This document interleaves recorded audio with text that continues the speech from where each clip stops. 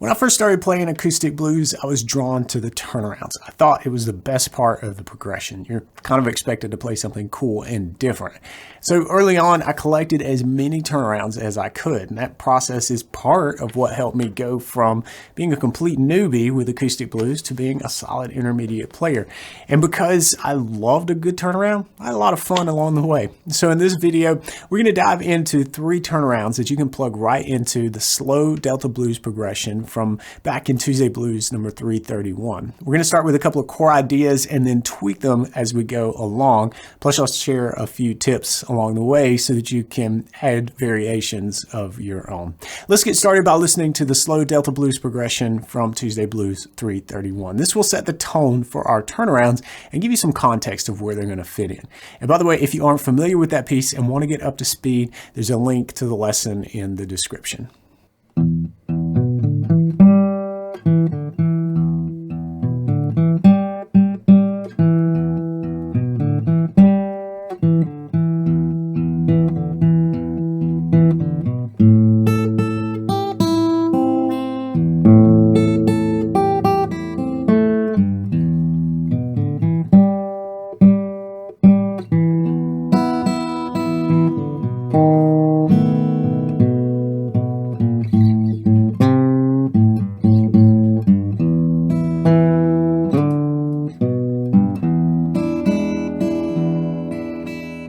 Turnaround connects the end of the progression back to the beginning. That's its sole job, and it usually occurs in the final 2 bars of a blues progression.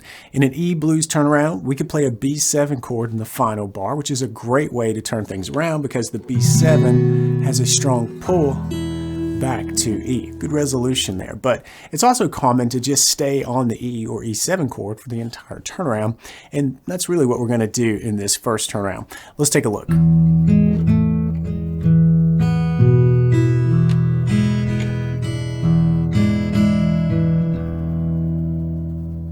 This turnaround is a solid example of my first tip for you. Keep things simple. There are really only a few notes at play here, and the entire turnaround really fits neatly around an E chord shape. We're not moving around all that much, and this is a fantastic example of doing a lot with a little. Let's take a closer look.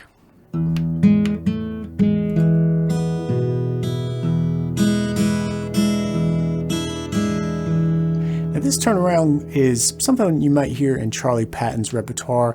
Rattlesnake Blues comes to mind. We're going to stay in this open E position here. It's just this cowboy chord position of an E chord.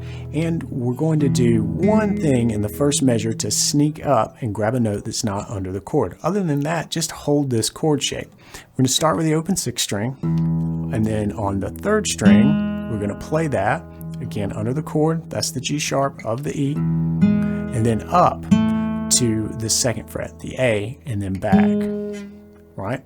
You can do that a couple different ways. You can sneak your little finger in like I did, or you can drop your fingers, kind of collapse the chord to play that bar, and then stand back up. Either way, as long as you get that G sharp, A, G sharp going, you're good. Then we play the E on the 4th string under the chord, so that's the 2nd fret. The B is the open 2nd string, and then back to the B on the 5th string, 2nd fret, and then open 1st. All right, this next measure are those Patton style strum outs. We're going to play the open 6th string and let that drone as we brush up through the top 3 strings, just holding the chord. See how we haven't moved? Now here we're going to move into E7 by dropping the little finger down to the 3rd fret of the 2nd string, and that gives us the E7, getting that D in there. So our strumming is 6th string and then E, E, D, and then hold that because we're going to the E, and then 2 more of those brush ups. Now what's cool about these brush ups is you're aiming for the top 3 strings, right? Over E and over E7. But if you only get 2, that's okay. You get the essence of the chord. If you get more than that, that's okay too. You really get the chord sounds here. Everything's going to sound good because you're holding down this chord as kind of your whole frame of reference here. And then one final note to wrap up the turnaround, that's the E on the 4th string, 2nd fret. So if we put this together,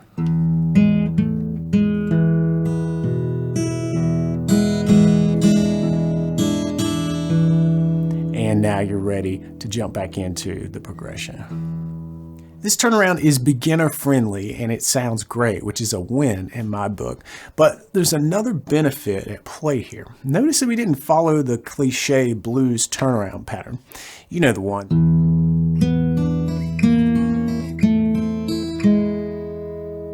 There's nothing wrong with that classic turnaround. You hear it in Sweet Home Chicago after all, so it's really useful. But if we switch to that turnaround right here, it would break the slow and moody vibe that we've got going. So our turnaround is simple and it's something different. That's a double win.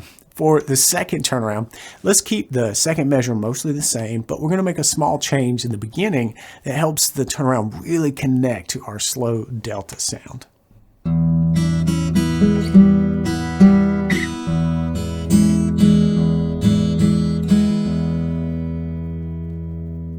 Notice how the first measure has those long quarter step blues bends. That's a call back to the main riff, and it helps this turnaround really connect to the bigger picture. Plus, here's another tip for you. We added a little rhythmic variation by introducing a triplet. For this one, I want to give you two options on how to play it because things are getting a little bit quick when we play our triplet. Let's first look at holding the chord shape down. We're going to play with the open 6th string and then get back into that E7 chord shape because we're going to brush up through the top 2 strings of an E7. We want that D note on the 2nd string, 3rd fret there. So that's one and. Then we've got a triplet. The triplet brings the little finger back to the 2nd fret, so a C sharp on the 2nd string, 2nd fret, and still has the open 1st string.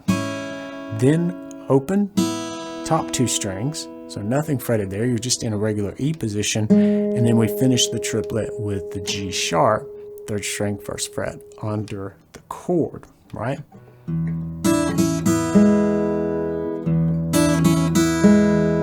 From here, we're jumping up to call back to something that was really part of the main riff of our slow Delta blues idea, right? But that jump can be difficult. So what you might want to do is to free yourself of holding the chord so you can be a little more nimble on the fretboard and make that jump. Because when you've got the end of a triplet and then your next beat, there's not a lot of space and time even at a slow tempo. If you need to modify this, you definitely can. Maybe you don't insert that triplet there. If you're really working on getting this down and just can't quite nail it in time, work to get it in time, but you can always pare things down. Just maybe omit that triplet for now, but work at it. I want you to get through it because that's how we grow. But once we nail this, no matter how you choose to fret it, and you're up here, we've got 2 of these quarter step bends with the brush up on the top 2 string before going back to our Charlie Patton strum out like we did in the previous turnaround. We're going to climb up on that 2nd string. I like that. Just a little modification here to bring that C sharp in. Very similar to what we did to end our first turnaround. Just strum it out.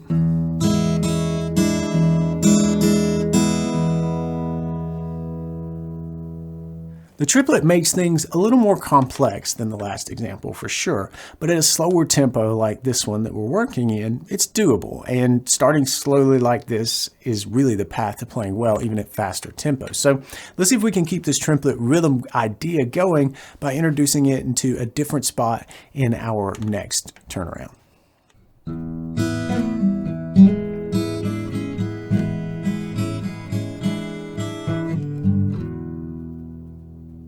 Okay, I added a triplet to both measures, and it really kind of fills out this sound, in my opinion. Let's have a closer look at this. All right, this turnaround is definitely the most complicated, or the most difficult to execute on the guitar, due in large part to what we're doing on beat 2. We've got a triplet rhythm here, and we're going to slide into it, pull off from the middle triplet, and then land on E, 4th string, 2nd fret. Now, if we were to play this straight without the guitar techniques that really give this some emotion, in my opinion, it would just be this, 2 triplet. But instead, we're sliding in, 2 triplet, and pulling off, right? It takes some time to get that down. And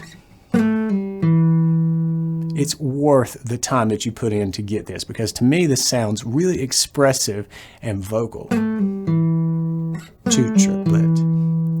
All right, after that, we're going to do another really cool expressive technique, and that is a quick hammer on from the open 3rd string up to the 1st fret. I do this a lot in my playing. All right, after that, you can see we're kind of building up to this E shape here, and we'll even see this little top part of an E7. We've just been playing it with different fingers before, but I'm going to play it like this as we get ready to set that shape up. So this is kind of where we're going for the end of the measure. But back to the phrases. Open 1st string on the and of 3, and then we sneak up to that E7 shape. I'm just moving my ring finger out of the way here so you can see the little finger is going to play that D on the 3rd fret of the 2nd string as I kind of walk down to that C sharp and then the open. You could play this with different fingers if you want. Whatever works for you. That's just how I'm choosing to fret this. Right? That is a triplet rhythm played with those brush ups, top 2 strings. So 4 triplet, 1 and 2 triplet, 3 and 4 triplet. All right, quite a handful for that first measure, and to warn you, it doesn't get terribly easier for the second here. We're going to start off with 1 and just kind of punch down through the part of the E chord that you've got there, starting at the 4th string. So 1 and little upstroke there. I tend to catch the open 2nd string, but if you do the open top 2 strings, that's okay. Then we've got another triplet. This time we're going in the other direction. We're going to play 2 triplet. We're kind of headed to this, right? This classic blues move, right? Where we play with the major 6, which in our case is the C sharp, and crawl up to the flat 7. All right, but what we're doing is 1 and 2 triplet. That's just on and off the C sharp 2nd fret 2nd string, and then up to the E7 for beat 3 and. Now we've got a final triplet here to get us out of the turnaround. That is the E on the 4th string, open 4th string, and then a blues bend on the 6th string 3rd fret as we head back into the top of the progression. All right, that last one is a bit more difficult to nail, no doubt about it. That slide and pull off combination is so slick, but it can be challenging. If it takes you some time to get it sounding good, that's okay. Work at it with some focus, drill it even, but as you do, keep this in mind. The part may be difficult to play on the guitar, but that doesn't make it a complex sound. To me, the sound is simple, kind of vocal even. Maybe you can't play it on the guitar yet, but I bet you could hum it pretty easily. So yes, maybe it's difficult to play, but we kind of leveled up the emotion of this turnaround by leveraging the guitar technique without sounding overly complicated or flashy. It's not busy. We're not trying to shove a bunch of notes in here. It really breathes.